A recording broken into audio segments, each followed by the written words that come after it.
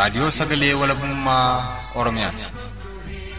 Raadiyoon sagalee walabummaa Oromiyaa karaa marsariitii independent.org torbanitti yeroo lama kan isiniif dhiyaatu amma jalqaba.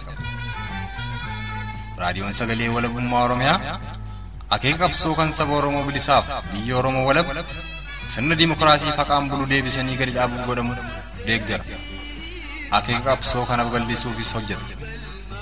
Birmadummaan Oromoo dafqa dhiigaaf lafee ilmaan Oromoon dhugooma jedhee amana. Dhaggeeffattoota isaas wareegama qaalii kanaaf kakaasuuf carraaqa. Kun raadiyoo sagalee walabummaa Oromiyaati.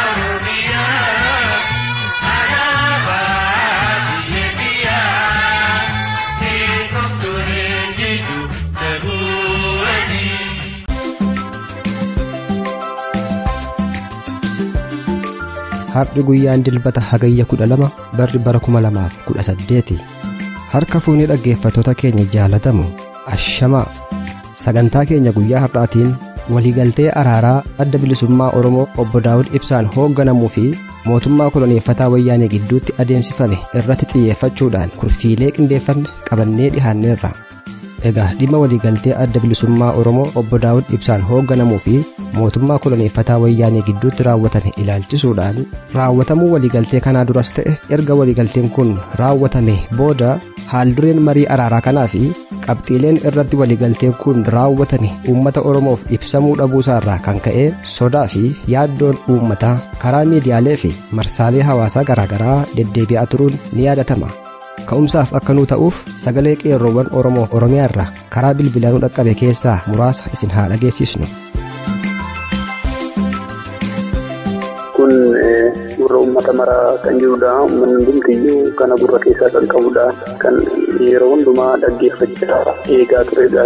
Guyyaan kun immoo gahee mariin kun taasifameera. Haa ta'u malee matarreen waliigaltee isaanii maal akka ta'e qabxiiwwan achi keessatti ka'an maal faati maal irratti waliigalan tamirratti immoo waliin galiin hafan isa jiru qabxiiwwan kana namni nagayiin jiran. Inni amma sammuu uummataa keessa jiru hundumaa kaasee dhimma waraanaati. Akkam godhuu waraana kana walii galan waraana kana irraa hiikkisaniitu biyya kana keessa galumoo waraana kana qabatanii biyya galuudhamoo waraana qabatanii yoo galu ta'e waraanni lama wal duukaa biyya tokko keessa akkamitti jiraachuu danda'a. Aangoo mootummaa kana jalatti waraana kana poolisii Oromiyaatti dabalanii kan hoogganu mootummaa kana ta'amoo eewunni waraana kana moo dirree bilisaa tokko kan kennuu fi isa kan akka akkamitti waraana kana biyya kana seensuu danda'u isa jiru gaaffii uummata gidduutti ka'aa jiru isa kanadha ciniinsuun uummata. Waraana bilisummaa Oromootti fidanii biyya keessa gashanii waraana isaaniitti dabalanii jechuun kan hoogganu isaan kan bulchu isaan yeroo barbaadanitti ugguruu danda'u yeroo barbaadanitti waan barbaadan gochuu danda'u. Kanaafi qaanii akkasii kana uummanni Oromoo dhaga'uus hin barbaadu gochuus hin barbaadu dhuguma kun hin raawwata yoo ta'e kun uummata Oromootu bakka hin bu'u waraana bilisummaa Oromootu bakka hin bu'u ammumaa kaasee uummanni Oromoo isa kana itti qopheessee jira eegasaas kanumaan amma kataanatti dabarfachaa jira isa kanarratti eeggannoo gochuun barbaachisaadha. Haalli siyaasaa toluu danda'a toluu dhabuu danda'a. Nu kajennu garuu tolee moo toluu dhabaate moo nuti hidhannoo kenna dhiinyu qophii kenna dhiinyu wal ijaaruu kenna dhiinyu nu yoo bille qawwee teenna gadi hin dhiinyu. Ammalli silaa waduuti nurraa dhaabataan jirtu eega duuti nurraa dhaabatin namni hundinuu kallattii tokko deebi'ee qeerroon biyya keessatti sun inni humna tokko ijaarrattee kan leenjuu balu leenjuu qabaa kan hidhannoo qabu hidhannoo hin qophoonne warra amma biyya gochaa jiru kanarraa aangoo dabarsee furuu danda'u qabu. Isa kana malee oppidiyoo biraa ijaaruun nu barbaachisu. Dr. Abiyyi warra shufura gosa qocatee waliin naannee deemuurra karaa nagayaati biyya sana bulchina eega jedhe akka jedhe san danda'u dabarsee harka kennaa kennuu danda'u qaba. Maali achirra dabaree imboon sabatti yookiin waan biraa ijaaree waan biraa mallatteessee shamaraan moo nutti fidee ammallee akka garbummaa dhibee jalan gali. Yoo karaa nagayaa leedhaan karaa nagayaatiin dabarsanii akka nuu kennan. Yoo isaan nuu kennuu didanii irraa fuudhuun dirqama kenna bakka dirqama jiru akkasii fudhataa isinillee. Egaa dhaggeeffattoota keenya sagaleeleen armaan olitti isin dhageessisne kun kan qeerroowwan Oromoo lixa Oromiyaa magaalaa Naqamtee fi kibba Oromiyaa Gujii irraa nu dhaqqabe yommuu ta'u nus dhimma kana irratti xiyyeeffachuudhaan itti aanaa hayyu duree adda bilisummaa Oromoo kan obbo Daawud Ibsaan hoogganamu waliin marii taasifnee jirra. Turtiin keessan hanga xumura sagantaa keenyaatti nu faana haa ta'u keessummeessuun kan isin faana turu ani Mo'aa Buubaati. Amma kallattumaan gara xiiqiittan isin dabarsa xiiqiin kunooti itti dhihaadhaa. galatoomi moo eeyyee dhugaadha akkuma tuu kaafte gara Eertiraa Asmaraatti bilbiluudhaan qaama hooggansa olaanaa adda bilisummaa Oromoo obbo Daawud Ibsaan hoogganamu keessaa nama tokko waliin gaaffiif deebii taasiseera. Meegaa osoo gara marii keenyaatti hin seenin dura keessummaa kun dhaggeeffattoota keenyaan wal barsiisaa eenyummaa keessummaa koos afaanuma isaanii irraa dhageenyu. Ani Araarsoo Biqilaa jedhama. Itti aanaa Hayyiduree adda bilisummaa Oromoodhaati. Obbo Araarsoo Biqilaa itti aanaa Hayyiduree adda bilisummaa Oromoo obbo Daawud Ibsaan hoogganamu. Adeemsa araaraa jaarmiyaa isin itti aanummaan hooggantanii fi mootummaa Itiyoophiyaa gidduutti ta'aa jiru ilaalchisuudhaan gaaffiilee uummata keessaa ka'aa jiran irratti isin mariisisuudhaaf afeerraa raadiyoon sagalee walabummaa Oromiyaa isiniif godhe simattanii toora bilbila keenya irratti waan nu argamtaniif maqaa dhaggeeffattoota keenyaan guddoon isin galatoomfadha. Isinis galatoomaa tole. Ulfaadhaagaa ammas dudumaan gara marii keenyaa yookaan gaaffiif deebii keenyaatti seenuudhaaf muummeffannaan marii keenyaa dhimma marii araaraa adda bilisummaa Oromoo obbo Daawud Ibsaan hoogganamuuf mootummaa Itiyoophiyaa gidduutti torbee kana ta'e jedhamu kanarratti innis maali muummichi ministeeraa Impaayera Itiyoophiyaadhaa Dooktar Abiyyi araara mootummaa Eertiraadhaa waliin eegalan sanatti xumura godhuudhaaf baatii tokko dura gara Asmaraa yeroo dhufanii turanitti achumaan ammoo hooggansa adda bilisummaa Oromoodhaa achitti arganii marii araaraa sanaafis beellamatanii akka adda baantu dhaga'ame. Egaa san hordofuudhaan obbo Lammaa Magarsaa fi Dooktar Warqinee Gabayyoodhaa ammoo jalqaba torbee kanaatti gara Asmaraa dhaquudhaan hooggantoota adda bilisummaa Oromoodhaa arganii waliinis mari'achuudhaan waliigalteerras akka ga'anii miidiyaalee garaagaraa irratti ibsameera. Haa ta'u maleessaa haaldureen marii sanaa maal akka ta'ee fi qabxiileen mari'atanii irratti waliigalanis uummataa fi ifaa miti jechuudhaan komiin garaagaraa hawaasa keessaa ka'aa jira. Mee seensaaf akka nuu ta'utti jalqaba qaamni sadaffaan bakka jirutti ni mari'anna jedhee ture adda bilisummaa Oromoo. Amma marii araaraa adda bilisummaa Oromoo fi mootummaa Itiyoophiyaa gidduutti geggeeffame kana keessa qaamni sadaffaan jira. Gaaffii gaariidha. Qaama sadaffaa abbaa jennu namuma akka ragaatti waan ati waliigalte san quba qabaatu jechuun waan gara biraati miti. Waan irra waliigale san wal kaadama waliin kaatu jeniituma quba qabaatan jechu malee waan gara biraati miti. Kanuma gaa achi booda immoo walitti dhufiinsi kun jalqaba biyyi sadaffaa biyyi amma jiru kana keessatti gaa muummichi ministeeraa Itoophiyaadhaa Dooktar Abiyyi Ahmad yeroo daawwannaadhaaf taa'ammoo biyya Eertiraadhaa dhufanitti araaraa biyya lamaan gidduutti yeroo taasisan san keessatti achumaaniiti jila adda bilisummaa Oromoo Hayyiduree durfamu qunnamanii achumaan yeroo sanitti isaanuma keessaan jechuudha kan isaan dhufan malee gara biraatirraan jechuufanitti dhufuu danda'anii isaanumarraan walitti bahuu dandeenyee jechuudha. Qaamni sadaffaa jechuun isaanuma namni nama keessaan namatti dhufa malee akkasumas kallattiidhaan dhufee waan hin jiru haaluma akkasiisanitti wal argachuuf dandeenyee jechuudha walitti dhufeensi keenya kanuma. Egaa marii araaraa jaarmiyaa isin itti aanummaan hooggantanii fi mootummaa Itiyoophiyaa gidduutti ta'e kana keessa akka qaama sadaffaatti kan jiru mootummaa Eertiraa ta'uusaati jechuudha. Haa ta'u malee mootummaan Eertiraadhaa walitti fide malee haga dhumaatti waliigaltee keessan sana keessaa akka harkaa hin qabneedha. Isinumti obbolummaadhumaan Oromummaadhumaan olamanteedhaan akka waliin mari'attanidha. Akka nama isinirraa hubadhetti. Haa ta'utti mee qabxiileen ijoon isin irratti waliigaltanii fi kan isin irratti mari'attan kan attamii ture laata? Kun akka waliigalaatti lolatuutu Oromoodha. Akkuma biyyi keessa jirru walitti fida malee waliin taa'ee hanga maayyiidhaatti waan jiru walumatti qunnamsiisaa jechuudha. Kanuma keessa namni waliin haasawaan immoo lolatuutu Oromoodha.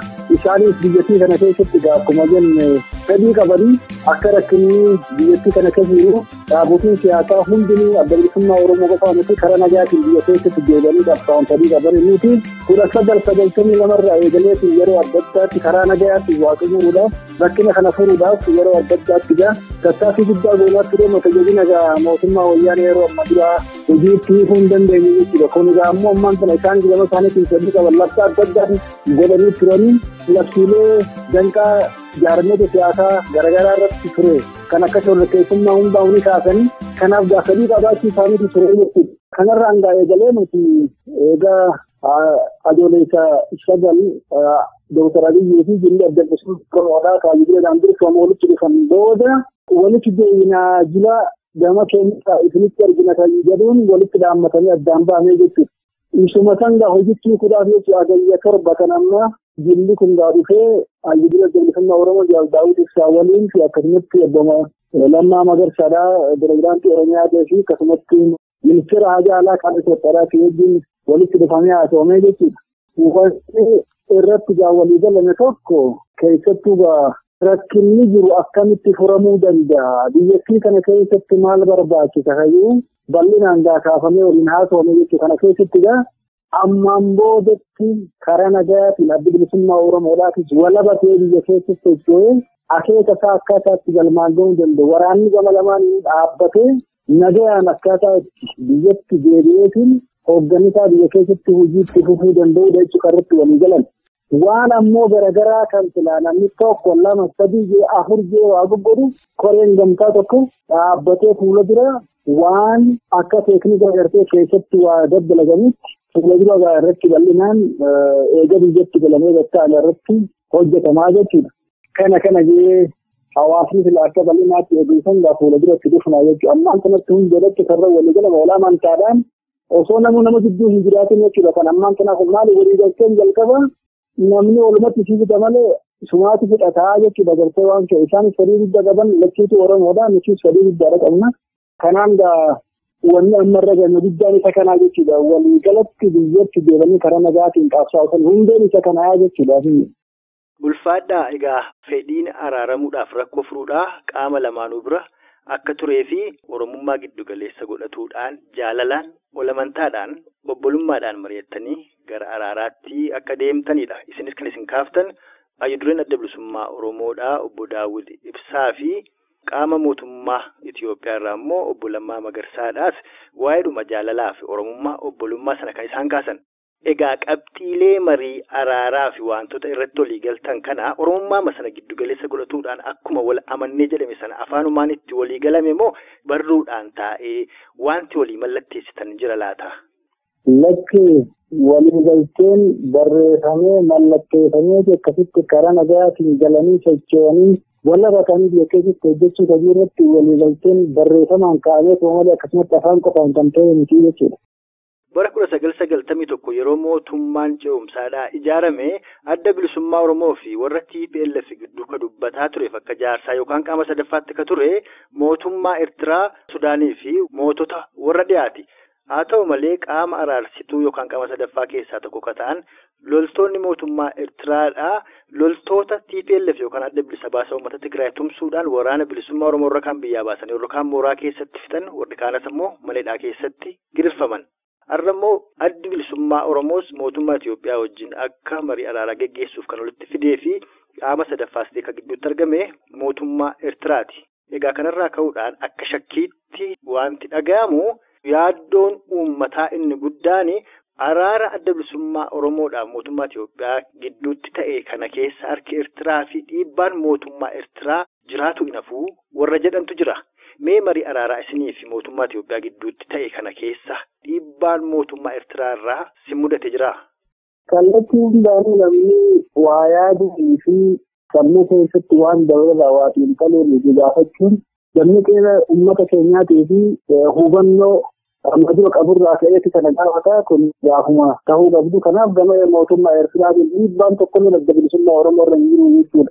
Akka wanni kun karaa nagaatiin xumuramu isaanis saduma isaaniiti malee dhiibbaan tokkollee hin turre jechuudha. Duraanis hin jiru ammallee hin jiru jechuudha. Isaan wajjin hariiroon qabnu kanuma amma duraaniiti waan jijjiiramu qabu kana mootummaa Eertiraatiin jaarmina siyaasaa tokko yeroo tokko walii galanii achi darbanii kabiraa kutuu waan akkasiisan mootummaan kun amala isaatiif illee hin qabu.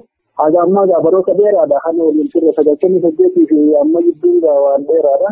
Naannoo waggaa 20 ta'uu isaati. Kana keessatti dhugaadha namni waan dabararraa yaaddoon qabuu fi gaafii qabu jechuu hin dandeenye jechuudha. Kanaaf kun waan amansiisaadha. Kan ammaan tanaa kun kallattii hundaan isaan araarri isaanii waanuma sadii gama isaaniitiin waan mootummaa lamaaniiti kan keenyaa adda. Biyyattii san keessatti immoo isaaniifis nageenyi bu'ee keessattuu uummanni Oromoodhaa biyyattii san keessatti maajooriitiidha. nageenyi biyyattii falqasitti bu'eetiin Oromoonis karaa nagayaatiin gaafiisaa xumurateetiin biyya san keessatti nageenyi waaraan bu'uun biyyattii Itoophiyaa qofaafuu miti walumaa galatti gaafa Afrikaatiif illee murteessaa ta'uusa isaan inni hubatanii kun egaa waan akka waliigalaatti hubannoo gahaadhaan irratti dubbatamee irratti waliigalame malee waan dhiibbaadhaaf bakka ammoo yoo akkas taatan malee akkas siniingoonuudhaan gartee tilisaa yoo haan ammoo hamileedhaa kan ammaan dura dhaaba kanaaf kamillee mallattoo tokko tokko agarsiisanii waa godhanii miti jechuudha. Kana uummanni Oromooilleen bal'inaan hubachuu qaba. Mootummaan kun mootummaa galataaf guddaa qabu yeroo rakkinaa hunda kan haala qabsoon bilisummaa Oromoodhaa dhabamarra gahe hunda keessatti kan adda bilisummaa Oromoo maddii dhaabbateetiin waan danda'u hundaan gargaare waan ta'eef kanaaf akkasitti hubaturra yoo amantaa gaarii irratti qabaanne gaariidhaa waan waliigaltee ammaan irratti hubannoota gahaa fi beekinaan fageessinee yaadne gaariidhaa kan waan dabaree fi wanni ammaan kanaaf fagoo addaan fagoota jira. Kanaaf wanni gama mootummaa Eertiraatiin dhiibbaan tokkolleen akka hin jirre uummata keenyaa fi walumaa galatti dargaggoodhaaf qeerroo keenya hundaa hubachiisuu barbaannaa jechuudha. Tole egaa ulfaadhaa. Kanumaan ammoo kan wal qabatu yaaddoon uummataa inni guddaan kan isin amma qabxiilee ijoo irratti walii galame hunda ammatti hawaasatti beeksisuun hin barbaachisu. Gara fuula duraatti koreen teknikaa gamalachuu dhaabbatee hojiilee hojjetamuu qaban cufa erga xumuree booda uummatatti beeksifamaa isa sin jettan kanarratti. Innis maali?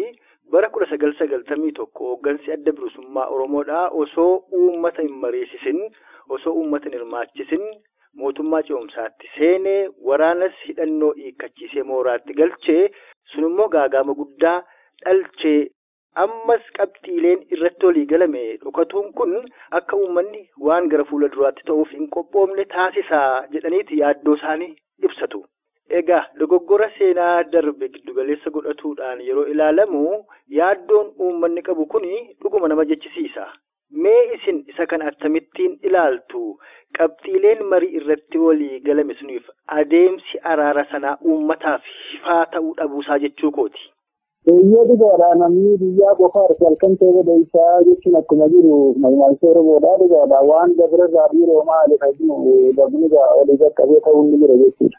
Kan muuxannoo nuti bal'aa qabna wanni dabre sana akka hin deebine uummanni keenyalleen akka abdii qabaatu barbaanna. Haalli amma dura dabree fi haalli amma keessa jirullee tokko miti gammachiisuu uummata keenyaatii fi akkasumatti haalli har'a mootummaan kun keessa jirullee kan akka yeroo dabree sanii miti jechuudha jijjiiramaa xiqqaatus waan nuti gama keenyaan laallee fi agarruus ni qabna waan tilmaamnis ni qabna jechuudha. Kanaaf haallummaa waliigala addunyaatii fi naannoo keenyaatillee waggaa laalle duraanis qaabsoo dandeedhaan nuti filmaa fedhannee itti seenne malee qaabsoon Oromoodhaa karaa nagayaatiin kan furamuusaa taa'uu guddaa keenya jechuudha. Qabeenyi barbadaa'u lubbuu namaa barbadeessuudhaaf kana caalaa karaa nagayaatiin akka waa furamu tokko namni hin barbaanne gaarii jiru jechuudha. Kanaaf kan isa dabree kan uummanni keenya hawaasni gartee yaaddoo irraa qabu sana akka yaaddoo irraa hin qabaanne kan jennu qabnaa jechuudha. Maaliif haalli gaafa sanii turee fi ammaan sana garaagarummaa guddaas qaba. Karuma hundaanuu if dagannoodhaa fi akka hin taanetti haalli dabre sana akka hin deebine eeggannaan cimaan gara dhaabaatiin dhimma jiraata. Kanaaf akkanumatti waan kana itti seenamee bilchinaan fageessanii yaaduudhaan waan karaa adda addaatiin ilaalamee itti seename waan ta'eef san guddaa waan nama yaachisu hin qabu kan jennu qabnaa jechuudha mata inni. Ulfaadhaa adeemsi marii araaraa amma deemamaa jiru kun bilchinaan itti yaadamee akka ta'aa jiruu fi uummanni shakkii qaburraa akka bilisa ta'uudha kan isin amma kaaftan. Haa ta'u malee erguma adeemsi marii araaraa kun eegale jechuun koo erguma muummichi ministeeraa Impaayera Itoophiyaadhaa Dooktar Abiyyi gara Eertiraa Azmaraa dhufanii hayyuduree adda bilisummaa Oromoo waliinis wal arganii marii araaraa kanaaf baallamatanii adda ba'anii booda kutaalee Oromiyaa garaa garaa keessatti gochaalee faallaa araara kanaa ta'antu deemaa jira. Kana keessaas tokko qeerrooleen Oromoo jajjaboo ta'an kutaalee Oromiyaa garaa garaa keessaa guuramaniitu godina Shawaa Bahaa magaalaa Bishooftuutti kaambii waraanaa keessatti hidhamuudhaan isin ilaalcha adda bilisummaa Oromoo qabattanii jirtu. Adda bilisummaa Oromoo immoo akeekni isaa biyya jiiguudha. Kanaaf akeeka sana gadhiisaatii akeeka hooggansa haaromsaa kan OPDO qabadhaa jechuudhaan ilmaan Oromoo gidirsaa jiru. Dhimma kanas qabatamaadhaan warra hidhamanii ba'an irraa odeeffanneerra. Inni Inni lammaffaan ammoo loltoonni wayyaanee hooggantootuma adda bilisummaa Oromoo waliin haraara dubbatuudhaaf baallama qabataniin gara lixa Oromiyaa fi kibba Oromiyaatti bobbaafamanii maqaa sakattaa oboo jedhuun bakka garaagaraatti dhukaasa banaa turan. Uummata Oromoo naannoo sanii irrattis tarkaanfii ammeenyaa garaagaraa fudhataa turanii ammallee erguma obbo Lammaa Magarsaa fi jilli isa waliin turan gara Eertiraadhaa dhufanii erga waliigaltee mallatteessitaniillee agaarraatti gochaa wal fakkaataa raawwataa jiru.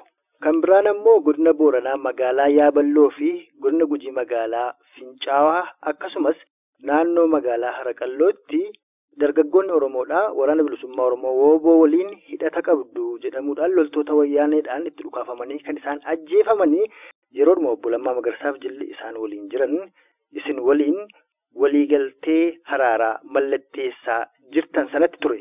Egaa gama tokkoon mariin araaraa kun hafuura Oromummaaf obbolummaan raawwate jechaa gama kan biraan ammoo biyya keessaa waraana bilisummaa Oromoo marsuu fi itti dhukaasuu akkasumas ilmaan Oromoodhaa kutaalee Oromiyaa garaagaraa keessatti waraana bilisummaa Oromoo wooboodhaa waliin quba wal qabdu jechuudhaan ajjeesuu itti fufuu fi qeerrooleen Oromoos kutaalee Oromiyaa garaagaraa keessaa funaanamanii ilaalcha adda bilisummaa Oromoo qabdu ilaalcha adda bilisummaa Oromoo immoo ka biyya diiguutu kanaafuu ilaalcha hooggansa haaromsaa fudhatuu qabdan jedhanii dararuun kun yeroo wal bira qabamee madaalamu hiika attamii qabaataa isinoo attamittiin hubattu akka hooggana jaarmiyaa kanaatti.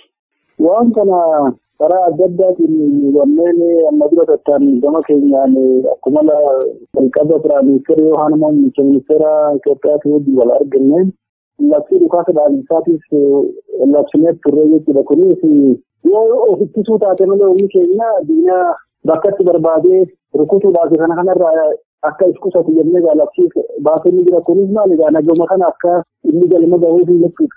Amma waliigaltee amma isaa kanaa kan amma biyya afur dura ta'e kanatti gama lamaan sochii waraanaa dhaabbatee guututti ka'ee gama isaanii gama keenyaanis duraanuu waan labsine guututti ka'ee kara nagaa qofaan akka uummanni nagaanis bobba'ee Oromiyaa keessatti nagaa hin galu taasisuu kan jennu deemnee jirra jechuudha. Waan gama isaanii ta'uus ni ilaalla. Gidduutti immoo yeroo nuti dhukaasa dhaabuu labsine sanitti karaa dhihaa Oromiyaadhaatti wanneen tattaanne badiileen garaagaraa kan gaggeeffamanii turanii gara biraatiin ammoo humnummaan isaanii fa'aa konkolaataa sibiilii kan namni ittiin deemu waraanaa ABO'dhaaf ittiin deemu jedhanii kanarratti tarkaanfii tokko fudhatanii naannoo Jallidolloo kanatti dubartii ulfaarra gaanii dhiibbaan ga'anii ture. Wanneen suufannee isaan tokko kan garasitti gaafatti ture jechuudha. Kunis gaamokuma adda bilisummaa Oromootti haadhatuudhaaf wanneen tokko kan tattaanni turanii kan hundaa'u yeroo amman kanatti irratti dubbatameetiin wanneen akkasii kan hundaa'u guutumatti fuula dura akka wanneen akkasii hin deebinee fi nagayaan humni woboodhaas ammatti bakkuma jiru san dhaabuma jala jiraate fuula dura gaammoo koree gama lamaan dhaabbatu san keessatti waan fuula dura ta'uu irratti hojjetamaa jechuudha. Waan silaa ta'uu qabu gaafa san ifa ta'eetiin waan hundaa'u godhamaa ammaan kanatti humni woboodhaas jala turaa jechuudha.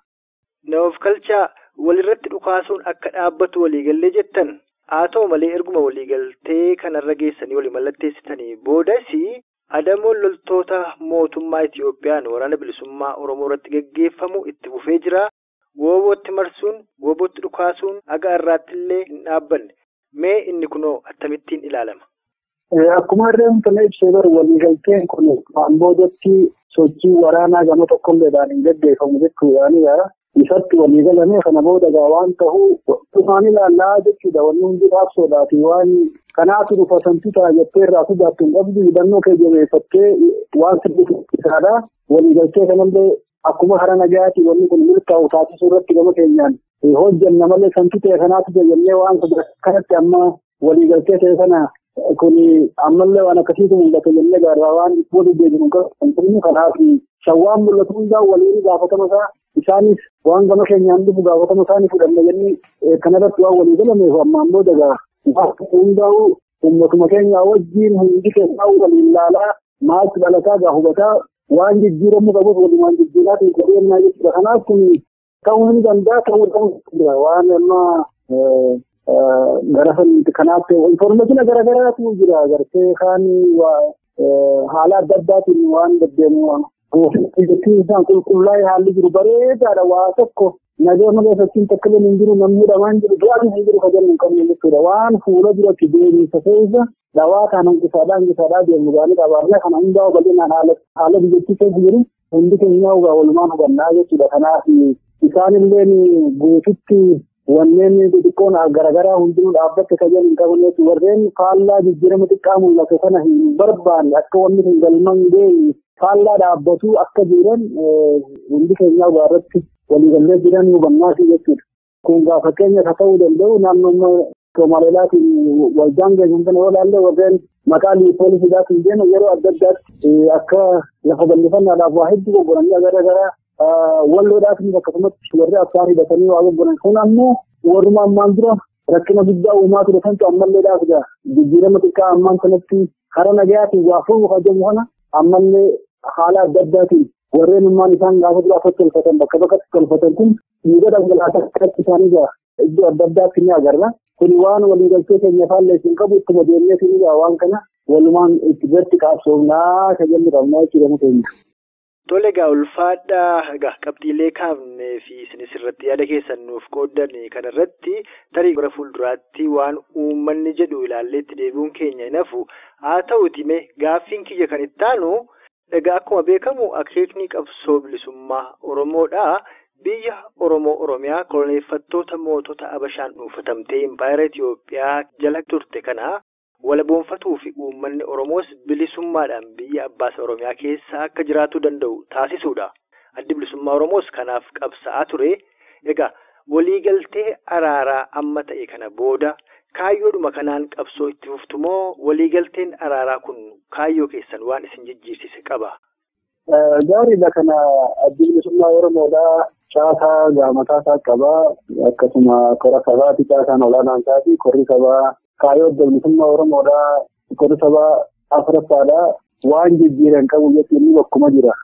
Kaayyoo isaa qabatee addi bilisummaa Oromoodhaa karaa nagayaatiin qabsoo isaa itti fufuu danda'a hajuu irratti walii galana malee kaayyoo isaa san ofirraa lafatti dhiiseeti itti fufaa kajamu hin jiru jechuudha. Kanaaf eega biyya game mooda addi bilisummaa Oromoodhaa waan isaa tahuu danda'u akka caasaa duraan ol aanaan lafa kaayatanitti isumaatiitu mallee waan isaa tahu haala qabatamaa jiru wajjin waan tokko gaafii itti deeman kannanii wayis fudhatan. Kan keessatti immoo fuula dura gaalaalee gartee wanni kun akkuma qabatame sanitti itti fufa lakki immoo kana keessaa kan akkas goonaa hojii qaama ol aanaa dhaaba kanaatiitu waan san murteessuu danda'a malee ammaan sanatti isaan illee san nutti kaasuu hin dandeenye amma bakka san tuquu hin dandeenye jechuudha. Maaliif sarara diimaa hundi keenyaa itti buusuu hin dandeenye isaanillee karaa nagaatiin addi bilisummaa Oromoodhaa kaayyoo isaa qabateetiin biyya keessatti nagayaan itti fufuu danda'a.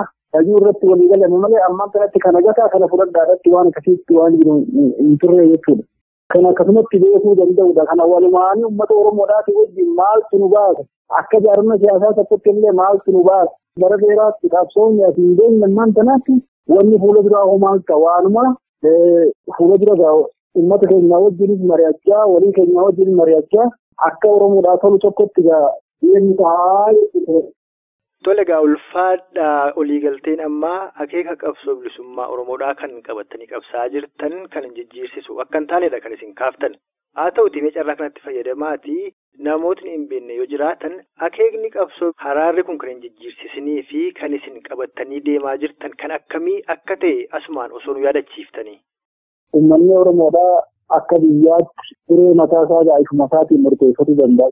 Uummata ollaa isaatiin sabaa sabalamoota wajjin tokkummaa sadii fi walqixxummaa irratti hundaa'ee ijaarratee waliin jiraadhaa yoo ta'e murtiin kasaati. Lakki mootummaa mataa biyyaatiin ijaarratee yoo murtiin kasaati. Isuma kana gaafa addi bilisummaa Oromoo kaleessaas itti qabsaa ture ammallee isumarra jira jechuudha. Ammaan kanatti kabiraa qabatee deemaa jiru hundee hin qabu. Uummanni keenya bakka waliigalaatti yaadachisuu barbaanne isuma kanaa jechuudha. Egaa erga akkas ta'e waliigaltee araaraa kanas qabsoo karaa nagaa geggeessuudhaaf waliigaltanii erga mallatteessitanii kaayyoo kana galmaan ga'uuf karoorfatanii qopheeffattanii qabdu. Kanas kan hin jedhee fi fakkeenya yoo fudhanne ollootumti keenya kanneen akka biyya Eertiraa fi Sudaan Kibbaa waggoottan 30 darbanii as walabummaa isaanii labsatanii jiru. Kanas ammoo raawwatuudhaaf hooggantoonni qabsoo isaanii dhiibbaan qaama kabiraa akka hin jiraanneef erga lafa walaba godhanii booda uummanni hiree ofiisaa akka inni ofiin murteeffatuuf haala mijeessaniitu gara uummataatti filannoo deebisan. Isa booda uummatis hiree ofiisaa ofiin murteeffateetu biyya isaa keessa walabummaan bilisummaa mataa isaa mirkaneeffatee jiraachuu danda'e. Egaa isa kana godhuudhaaf qophee attamii qabdu gara fuulduraatti haala kana mijeessuu dandeenya jettanii kan isin abdachiisu maaltu jira? Akkasuma kumarree nuti qatti mari'annee keenya qabsoon ammaamboota kan isaati waan irraa dhoofnu tokkollee hin qabnu jechuudha. Haala qabatamaa amma jiru waliin kaayoon adda bilisummaa Oromoodhaa qabatee deemu nu baasa. Isuma kanarraa ammaynu hiree mataa keenyaa ifuma murteeffachuudha qabna. Mootummaa walaba ta'es ijaarrachuu qabna. Hajii isaatiitu tolfata. Akkasumatti lakki ammaan sanatti haalli waliigalaa kan jiru kan saboota ollaa keenya jiran walumaa galatti impaayera Itoophiyaa keessa kan jiran wajjin tokkummaa fedhii walqixxummaa irratti hundaa'ee tolfanneetu bifa haaraan biyyattii kana keessatti nuti akka hawaasaatti akka uummata waliigalaattis maajooriitiidha waan irraa asii baaneetiin kana jennee mootummaa waan nu jennu qabnu waliin jiraanna. Kana keessatti immoo wanti tolfachuu qabnu akka duraanii deemu osoo hin taane bifa haaraan waan kana tolfachuu qabnu hajii isaatiin tolfatu. Nuti ammoo deebisnee akeeka keenyaa fi waan ammaan kanatti irra turre kan waggaa dheeraa kanatti qabsoofne isaaniin goongaa dirqama keenyaa jechuudha. Tole egaa obbo Raarsa dhugaadhumatti guddoo galatoomaa. Mee amma immoo haal duree araara kanatti seenuudhaaf isin kakaase keessaa tokko haala qabatamaa jijjiiramaa amma biyya keessa jiru akka ta'e isin kaaftan isin yaadachiiseen. Dooktar Abiy ammoo erga muummicha ministeeraa Impaayera Itoophiyaa ta'uudhaan muudame as waltajjiilee garaagaraa irratti dubbii inni deddeebisee dubbatu kaaseen isa kanagaa wal bira qabdanii akkasiin yaada keessan irratti naaf laattaniin barbaada.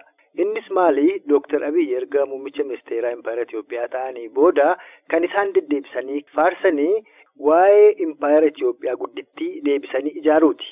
Gama biraatiin ammoo gannoottan 27 darban kana ilmaan Oromoo qareeyyii kan shororkeessaa fi duguugisa sanyiis raawwataa ture mootummaa isaanii akka ta'es ni amanu. Haa ta'u malee gochaa suukanneessaa gannoottan 27 darban ilmaan Oromoo irratti raawwateef qaamonni badii sana raawwatan akka isaan seeratti dhiyaatanis waan dalagame hin jiru. Inumaayyuu namoonni yakka suukanneessaa akkasii ilmaan Oromoo irratti raawwatan akka isaan seeratti hin dhiyaannee fi kana booda nagaaf jaalalaaf ol kabajaan wajjiniin jiraannaa irra golirraa bubuufatuun hin jirudha kan isaan dubbatan. Ilmaan Oromoo qaamaa irrataniif rakkoon garaagaraa irra ga'e garuu haga ammaatti gargaarsa dhabaniitu dararamaa jiru. Mee isin isa kana akkamittiin ilaaltu? Akkuma irratti maal ta'etan inni qaamaa irratti keessattuu bakka waliigalaatti yoo ilaallu dhibbarraa 98 jechuu dandeenya. Biyyattii keessatti kan waggaa 27 kana mana hidhaatii fi waliigalatti ajjechaa fi qaamaa irratiisinii fi qabeenya saamamuudhaa fi baqatuudhaan godaansifamuudhaan laftisaa irraa fuudhame uummata Oromooti yoo jennaan dogoggorree jechuudha. Saboonni biraan jiran jechuudhaa miti kan hidhamanii kan ajjeefaman kan adda addaa hin jiran garuu hanga isaanuu dhaloonni gartee warra Tigraay ragaa beetiin manniidhaa Itoophiyaadhaa gartee afaan Oromoo dubbata jenta akka garmee jechuudha. Kanaaf miidhaan bahee kan laayyootti ilaalamu miti.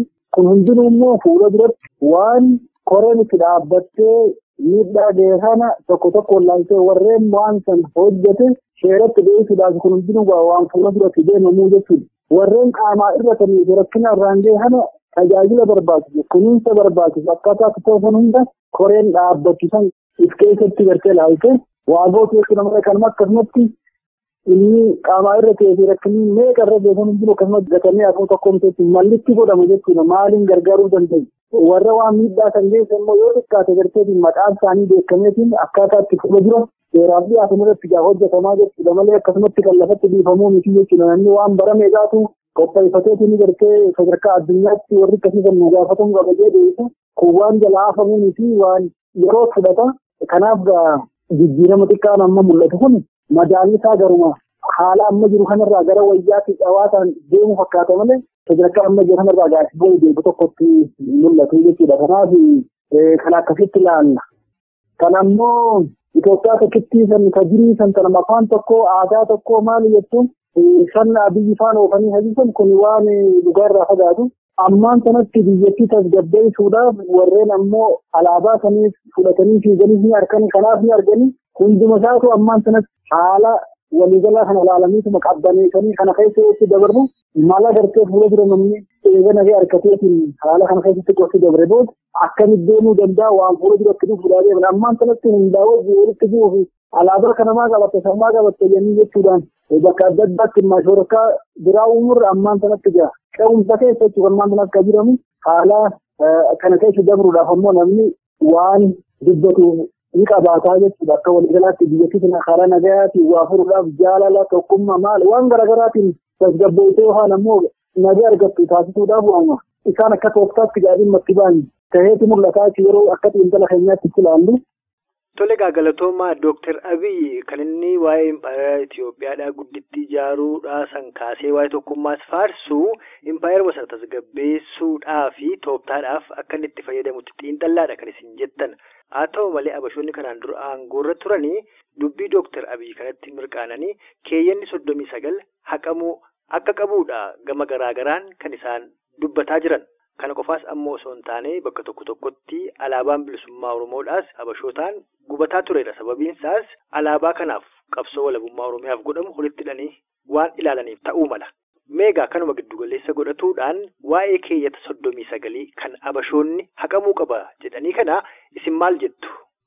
Gaarii dhaabbiin gama keenyaan jiru isuma dhaabbataa duraaniiti malee waan jijjiiramu keeyyanni 39 waan jiraachuus qabu waan tuqamuu hin taane waan duraanis jalqaba 1991 adda bilisummaa Oromoo fi qaama ce'umsaa ijaaruu keessatti yeroo waliin jiran wanni kun jiraachuu qaba jameerra walii galame keessaa waan jiruuf inni jiraachuu qaba jennee yaannaa jechuudha. Kan ba'u jechuun mirga uummata tokkooti mirga saba tokko gartee ukkaamsu waan ta'u inni jiraachuu qabaa jechuudha. Uummanni tokko yoo san jiraatee qofa laalee waan isaa ta'u fudhata waan isaan ta'an immoo mormatuudhaafillee wani tokko seeraan murtaa'ee jiraachuu qaba kun waanuma turuu qabu jenneetiin jiraachuu qaba jennee gama keenyaan dhaabbii qabnu ibsuu barbaadna malee ka'uu bakaajuun kun waanuma sodaarraa uummanni Oromoodhaa yoo ni fuula dura qaabsoo isaatti fufe adda bilisummaa Oromootti biyyatti galee itti fufe wanni kun nurraan oolu akkuma gara biraatti waa dhalataadha. Gara biraatiin ammoo haaluma dhiyeenya kana naannoo bulchiinsa Somaaliyaa kan Itoophiyaa kana keessatti nuti himaa'u biyya achi fakkeeffannee yookaan achi murannee kophaa keenya dandeenyee bullata jiru tokko yaadni akkasitti ka'eetiin kanumarratti jeequmsi dhalatee hajuus gaanii jijjiira kanarraa kaaniitiif waa goggodan kajuu kan eenyu kana balaaleffannaan kun daddalatanii jira. Haa ta'u immoo akka waliigalaatti waanuma jiraachuu qabu jenneeti ilaallaa jechuudha. Kun waan yoo ka'e biyyattii nagaya godhu yoo jiraate immoo nageenyi jiraatu hajuu san gama keenyaan hin qabnu jechuudha. Uummanni Oromoodhaa uummata waan isaa gaafatu mirga isaa gaafatu malee mirga namaatiif bu'aatu hin turre isa kana immoo sodaa duraan yeroo dheeraa qabanirraa lafumaa kaanidha. Waan akkasiitiif waan fuula duraa irratti itti as deemu kana callifnee ilaaluudhaan gartee dursanii waa darbatanii kun ammoo waan isaaniifillee galma ga'uu danda'u miti kun waanuma jiraachuu qabu jenneeti ilaallaati. Mootummaaleen ammaan sanatti keewwata san yoo hatuttu kutaate rakkina hidhaa keessaa seena. Kanaaf inni adda bilisummaa Oromootiif akkuma turuu barbaada malee jennaan isaa waan akkasii kanaan akka ka'uun barbaadu jechuudha. Tole egaa obbo Araarsoo Ulfaadhaa gaaffii fi deebii keenyas gara maayessaatti geessaa jirra. Gaaffiin kiyya inni dhumaa immoo dhimma murteessaadha. Innis dhimma obooti. Uummannis biyya keessaa oboo hiikkachiisuurraa uummata Oromoorraa Oromummaa isaa mulquutu salphataadha kan jechaa jiru. Mee kanaaf gama yeroo gara biyyaatti seentanii dhimma oboo ilaalchisee maaltu karoorfamee jira? Akkam ta'a hooggansa eenyu jalas tura? Mee kanarratti karoora jiru osoo nu ibsitanii? Kana akka baay'ee fotoqatti hojii fuula biraa fi ammatti oboon inni hiikkatu dhaabuma jala jiraata. Eega koreen lamaan san dhaabbatte akkamitti waraanni kun biyyattii keessatti qooda fudhannaan isaa maal ta'a jedhan fuula biratti dhufamaa malee ammaan sanatti waraanni waan hiikkatu hin qabu waan Oromoollee addeessu hin qabu jennaa sanillee itti yaadameetu jira. Kan ammoo gara hojiidhaa tokko hojii ijaarameetu jira kan uummata keessatti hojjetamu. Kanaaf ammoo namni qilleensa irratti hojjetu lafa taa'eetu hojjeta. Addi bilisummaa Oromoo waajjiraas qabaachaa ture 91 isuma san ammallee deebi'ee banateetiin fuula dura kutaalee garaagaraa keessatti akkasumatti qabaatee hojii isaa itti fufaa jechuudha. Karaa jaarmaa siyaasaatiin hojii silaa hojjetamuu qabu hojjeta jenneeti ilaallaa jechuudha. Kanumaatu lafa kaa'amee koreen ammaan sanatti dhaabbatu kunillee isa kanarratti hojjetee qindeessee isaan booda hoogganisa wal bira duubaan biyyatti deebi'aa jechuudha. Kanaaf waan guddaa nama yaaddeessuu fi namni keenya waboon maal ta'a hajjisan hin hiikkatu jechuudha. Kan akka gaariitti uummanni keenya yoo hubate gaariidha jechuudha. Koreen teeknikaa hafuula dura dhaabbatudha hiikkachiisuudhaaf osoo hin ta'in biyyattii keessatti Oromiyaa keessatti hirmaannaa waraana kanaa maal ta'a? Ulaalee murteessaa achi boodatti uummata keenyaafillee kunoo kana goone waboo jennee ibsinaa. Ammaan sanatti ajajuma dhaabaa jala turaa kanuma jiru akka quba qabaatanii ibsuu barbaadaa jechuudha. Obbo Araarsoo Biqilaa itti aanaa Hayyuu Adda Bilisummaa Oromoo obbo Daawit Ibsaan hoogganamu afeerraa raadiyoon sagalee walabummaa Oromiyaa isiniif godhe simatuudhaan marii kanan waliin taasisuu keessaniif guddoon isin galatoomfadhaa. Gara fuulduraattis ammoo dhimmoota xiyyeeffannoo barbaadan kabiroo irrattis ta'ee marii keenya guyyaa har'aa irratti wantoonni ibsa dabalataa barbaadan yoo jiraatan isinitti deebinee kan isin odeeffannu ta'uu keenya gamanumaan isinitti dhaammachuu jaallanna. Uumaa rakkoon qabu yeroo hundaa'u sarara kanarratti waan hin jiruuf wal argachuu dandeenya. Rakkoon qabu waa hundaaf uummata keenyaaf ibsuudhaaf qophiidha. Kanuma jirutti ibsuu barbaada.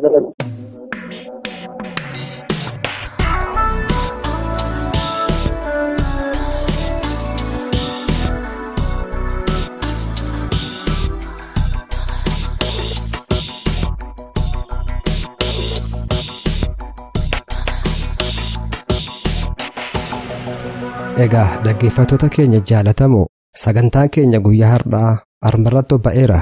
Hanga sagantaa keenya yeroo itti aanu walitti deebinutti nagaan turaa.